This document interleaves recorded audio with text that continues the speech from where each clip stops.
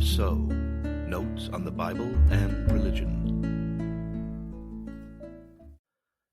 Episode 35, A Journey of Labor and Rest. Labor Day is approaching. It is a federal holiday recognizing the social and economic achievements of American workers. For many, it is a day off work. In an initial proposal for the holiday, there was a call for a street parade, followed by recreation and entertainment for workers and their families. As this was in the 1800s, the parade would be comprised of horse-drawn wagons and such. It got me thinking about another parade of wagons for which a day of rest was called. A wagon train on the Oregon Trail, led by Reverend Gustavus Hines.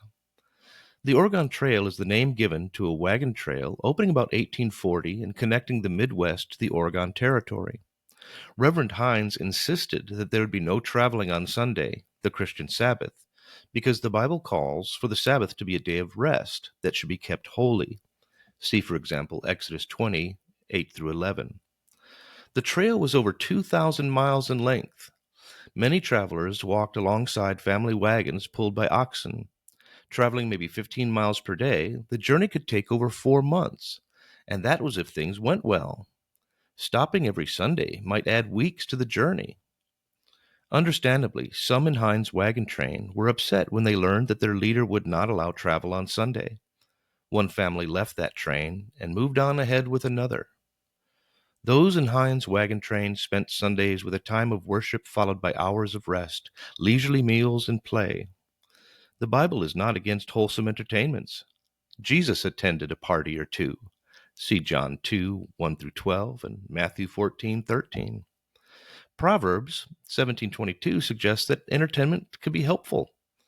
A joyful heart is a good medicine, it states. Pioneer Phoebe Judson was in Hines' wagon train. She noticed that when people shared times of joy with one another, they worked more cooperatively in hard labor. She also noticed what happened to the beasts that were pressed on relentlessly. Dead oxen and horses were seen bloated along the trail. Later, the family that had broken off to get ahead with a train that would not stop for the Sabbath straggled up to Hines' wagon train. They were behind, not ahead, and they asked to rejoin Hines' wagon train of both labor and important rest. At its destination in Oregon, Hines' train wasn't behind all the others. A weekly day of rest and cheerful fellowship made the 6 weekly days of hard work more productive. And of the 50 head of cattle in the train, only 2 died. God's call for a day of rest extends even to cattle. Exodus 20:10. I leave with a fun fact. According to the U.S. Department of Labor, it was the state of Oregon that first passed a law establishing Labor Day. I bet that gave Phoebe Judson joy. She lived to see it. And so, a hard-working body that takes its rest performs as well or better than an unrested one. Work hard and take your rest. The Bible says so.